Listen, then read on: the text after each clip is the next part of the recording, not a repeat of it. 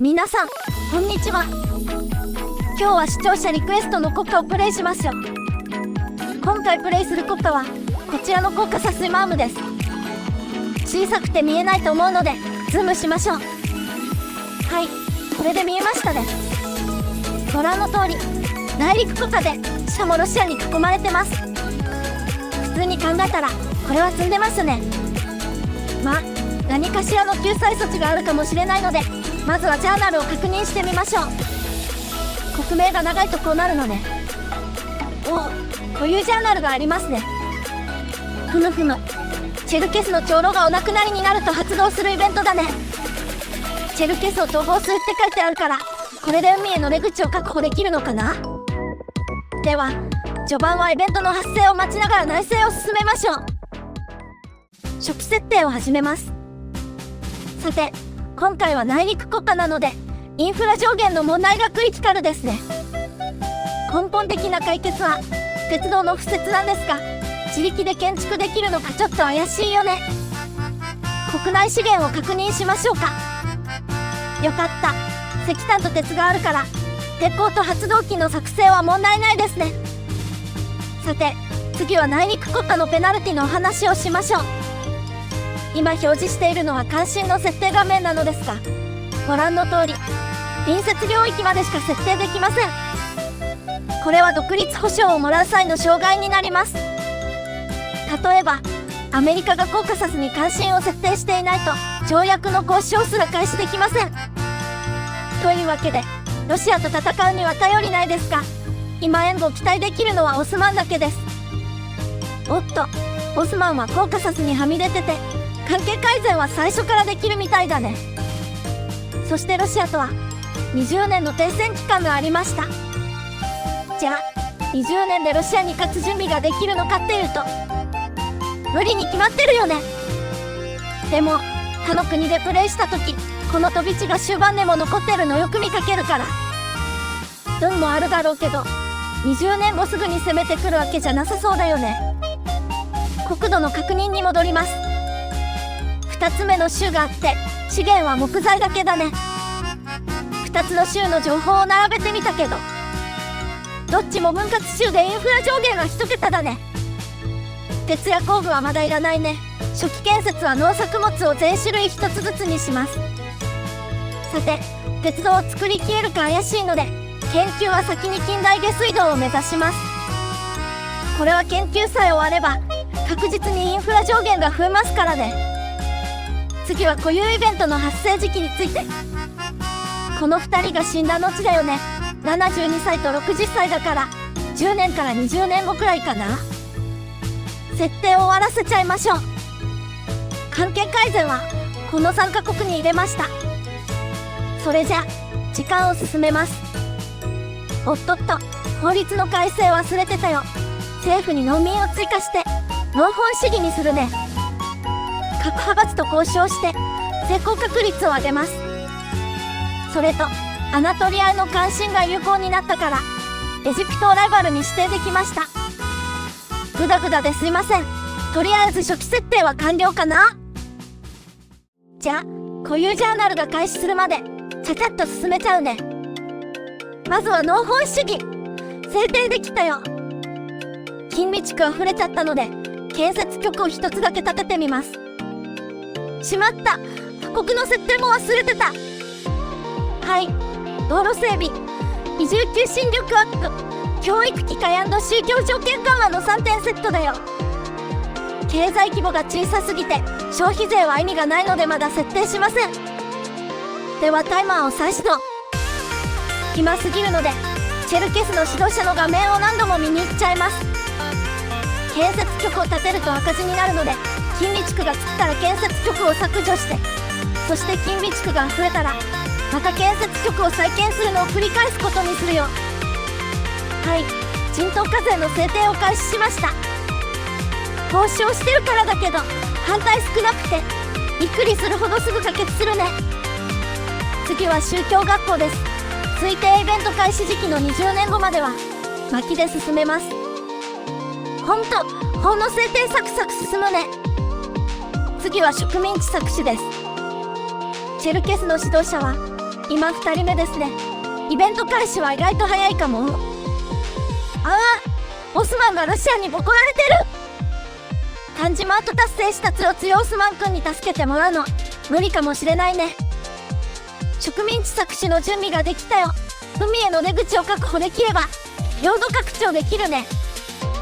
真剣性国家なので宗教勢力強化で進めます。次は自然病院です。宗教国家だけど法制度は文化的排斥と移住規制なしで精神的な面もありますね。これもあっさり可決です。どんどん行きます。次は任命制の完了です。イギリスとの同盟チャンスかな。くそ、可能性のかけらもないよ。これしかやることないんだけど、法の改正だけは順調だね。警察法を改正します。近代国家を目指していけばどこかが助けてくれるはず。内部機関行ってみよう。地道に工場を建てたおかげで実業家が育ってきたから政権に入れよう。そしたら自由貿易の制定を始めるよ。ああ、両方の州のインフラが枯渇したよ。成長限界が来ちゃったね。海への出口はまだないけどこれで貿易の準備は完璧です。近代下水道が1年後だから延命措置はなんとか間に合うかな。次はギルド制度を廃止して就業機会を悪しよう。やった、近代下水道だ。成長限界がちょっと伸びたね。次は鉄道を目指すけど民族の団結のために民族主義も入れておくね。はい、反ストライキ法も可決しました。農民を入れれば集会の権利がいけるね。では政府改革して制定を始めます。技術伝播のデバフが消えるね。あとダメ元でロシアとの関係改善を始めます。富裕者投票行ってみよう。民主主義国家になるのでどこか助けてください。ありゃ、ロシアさん悪名が100兆化してるね。ちょっと弱気になってチェルケスへの態度が緩くなったよ。これはロシアとは回ルートもあるかもしれないね。よーし、投票制度も制定できてこれはもう近代国家でしょう。では政府改革して次はレッセフェールです。スペイン対ロシアとエジプト対オスマンですか。全く介入チャンスはなくて蚊帳の外です。ああ、イベント進んだね。それじゃボタンを押してみるよ。おろ？何の条約かな。同盟だね。これだけ？この条約ベースで投資建築化したらなんとかならないかな。造船所と取引所を建設してみるね。陸軍はチェルケスに移動できるね。でも関心の設定範囲は広がってないです。頼みのイベントはロシアから領土を取り返すまで進展なさそうだね。ジャーナルで救済してくれないかしばらく進めてみたけど何の成果も得られませんでした。そして港と造船所と取引所は完成しましたが世界市場へはアクセスできてません。チェルケスでいくら建造してもチェルケス市場に流れるだけで自国には入ってこないんです。取引所も全く動いていません。そして条約は軍事アクセス、通貨圏、商品の譲渡が全部選択不可でどうにもならないです。選択不可の理由はチェルケスと隣接してないから。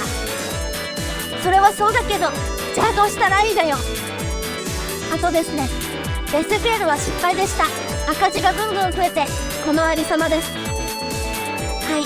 という状況なので少し巻き戻って仕切り直させてください。そうですね、ロシアの態度が軟化して富裕者投票が可決したあたりに戻りましょう。チェルケスと同盟を組む前の世界に戻ってきました。今度の狙いはロシア従属ルートです。まずは勢力ブロックへの加入申請から始めます。よし、無事締結できました。チェルケスとは同盟せず征服する予定です。そのために関係悪化を始めておきます。民族主義でイベントが起きることもなかったので鉄道最優先にします。建設給も鉄道最優先に組み直して SFL の代わりに介入主義を制定します。見直しはこんなところですね。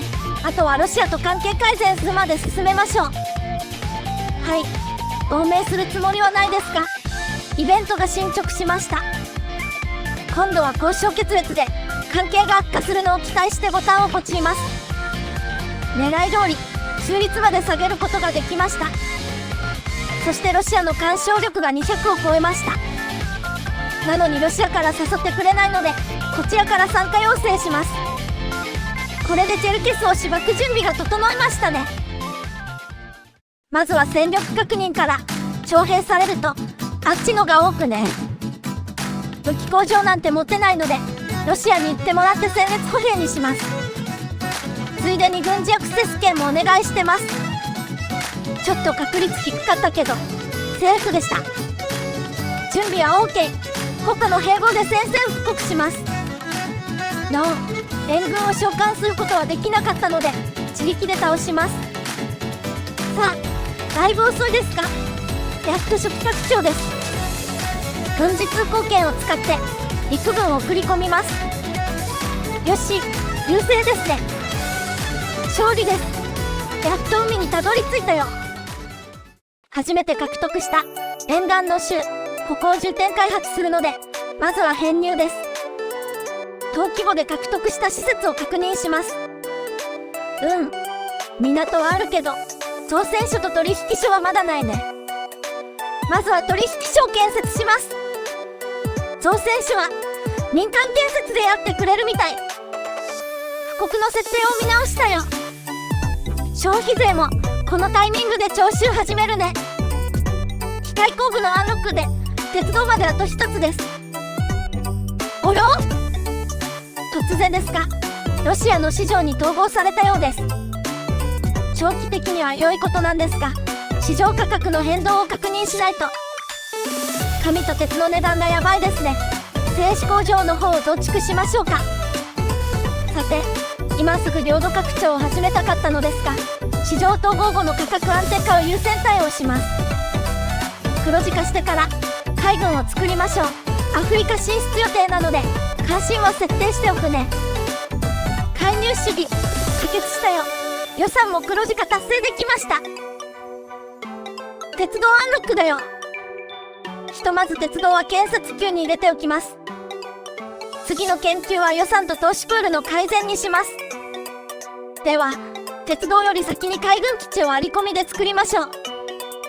ロシア市場への加入で軍用造船所を作る必要がなくなったのは嬉しい誤算ですね。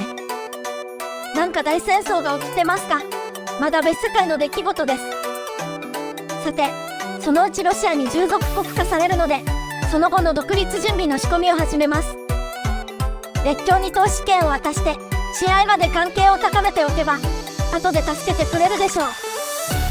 艦隊の建造が進んできたのでアフリカに移動させておきます。最初のターゲットはケニアとソマリの境にある糸です。陸軍が1ユニットしかいないから楽勝だね。勝利。ザンジバルを倒さないと植民できないのか。まずエチオピアに関心を張って先に南側に進行しましょう。あとは海岸沿いに陸路で行くつもりでしたがオマーンがロシア勢力で戦えませんでした。ザンジバルへの上陸戦闘は厳しいので一つ先のトゥンギを征服します。勝利。さて、エチオピアの関心が有効になったので今度は北回りでゲレリ陸路で行けます。おっと、いずれ倒すつもりでしたがメリナが向こうから来ましたね。メリナ、ザンジバル、艦全体のソマリランドはどれも未承認地域大国クラスなので3つ全部を取り込めば未承認大国になってロシアの属国化を避けられるかなと考え中です。メリナはまだ非正規歩兵だから戦列歩兵の上陸部隊で押し切れるね。序盤で悪名50を超えると正義マンに押し置きされちゃうから半分だけ請求かな。はい、まずは南半分を獲得します。ゲレリに勝利。ほらね、悪名がちょっと増えた途端にこれですよ。まあ悪名が25以下になれば関係修復できるのでイギリスに気をつけながら進めましょう。勝利。おろ、間に合わなかったね。まあ属国かアクテールトなので傀儡国に落とされないように頑張りますね。ロシアと関係悪化するのは独立保障入手後で、それまでは良好な関係を維持しておきます。ロシアの保護国になったことで承認の獲得ジャーナルがスタートしました。あとロシアの後ろ盾ができたので多少悪名が高くても問題なくなりました。はい、これで弱小国はコンプリートです。灰色のコカカラーの領域が広がってズームしなくても存在感が出てきましたね。あっという間に承認ゲージは半分まで進んだので、まずは承認国家を目指しましょう。4桁表示で進捗は期待できないですが、植民も始めてます。独立欲求は微妙に減ってますが、まだ高値をキープしてます。GDP と威信を稼ぐことが一番の対策なので、国家運営を頑張ります。もう鉄道があるし、今後の建設はアフリカが主体なので、内陸部の復刻は外しちゃいます。余った権力は消費税に振り直します。今は建設力のための資金が欲しい局面です。もう編入が 50% 近い箇所もありますね。早く納税を開始してほしいです。さらなる税収アップを期待して比例課税を制定します。途中特にイベントもなく無事に可決しました。では悪名も1桁まで下がったので、取り残しのザンジバルを征服しちゃいましょう。おっと、承認の獲得も完了しました。承認の獲得で国家ランクが一気に22まで上昇してます。おや、ポルトガルが釣れましたね。沿岸部まとめてゲットのチャンス到来だ。現時点でポルトガルは格上だけど、請求できる領土は全部請求して、あとは恩義でロシアを召喚。何度も使える技じゃありませんが、イギリス以外ならこれで負けなしです。じゃあロシアさん、あとは任せましたよ。科学的脅迫がアンロック。今やロシア市場の紙のほとんどを我が国で生産しております。アフリカ東海岸のポルトガル領をゲット。そしてザンジバルも獲得。ケニアの植民も解禁されました。 GDP もめちゃくちゃ増えてます。この調子で略奪で成長しましょうね。さて、これは単発動画のつもりだったのですが、動画の尺が伸びているので一旦区切ります。後半パートではロシアからの独立と列強1位を目指すところをお見せします。後半パートは波乱万丈の展開になりますよ。また見てくださいね。